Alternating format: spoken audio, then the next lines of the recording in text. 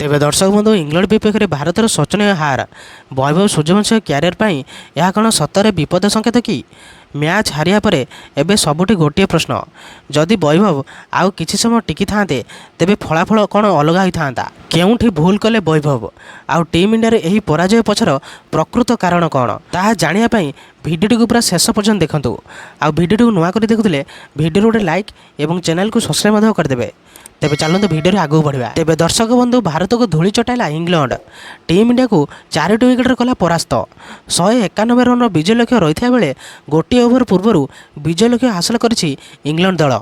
तेबे दल पक्षर जाकब बेथेल सर्वाधिक 76 रन पाଳି खेली यही लड़ुआ पाଳି बल घरोई दल सहज विजय हासिल करिछि। तेबे इंग्लैंड आगे 191 रन विजय लक्ष्य रही बेले दल प्रथम ओवर बैटिंग विपर्य सामना करथिला। फील्ड सल्ट खाता खोलिया पूर्व तांको पैविलियन पठाइथिले अर्शदीप साथी ओपनर बटलर मध्य खाता खोली पारि नथिले।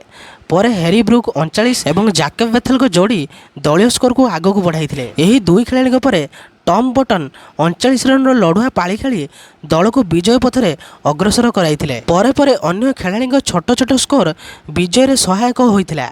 6टी विकेट हराई दल सहजरे 191 रन विजय लक्ष्य को पूरण करथिला। तेबे भारत पक्षर अर्शदीप सिंह सर्वाधिक 3टी लेखाएं विकेट अख्तियार करथा बेले हर्षित राणा अक्षर और वरुण चक्रवर्ती गोटे लेखाएं विकेट रे संतुष्ट होइथिले। तेबे एही मैच रे भारत टॉस जीति प्रथम बैटिंग निष्पत्ति नैथिला।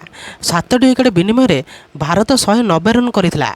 दल पक्षर ईशान किशन सर्वाधिक 49 रन करिबारे सक्षम होइथिले। तेबे एही मैच रे वैभव को ऊपर समस्त नजर रही बेले से मात्र 14 रन करथिले जेउथरे 2टी छक्का रहिथिला। परे श्रेयस अय्यर एवं ईशान किशन दलीय स्कोर को आगक बढ़ाइथिले। ईशान किशन 49 रन करथिया बेले श्रेयस अय्यर 37 रन करथिले।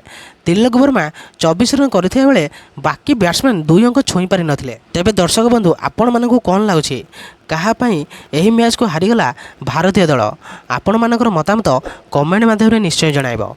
आ एही भली प्रकार वीडियो देखै पय चाहुतले वीडियो रे लाइक आ चैनल को सब्सक्राइब करदेव। तेबे रहिली जय जगन्नाथ।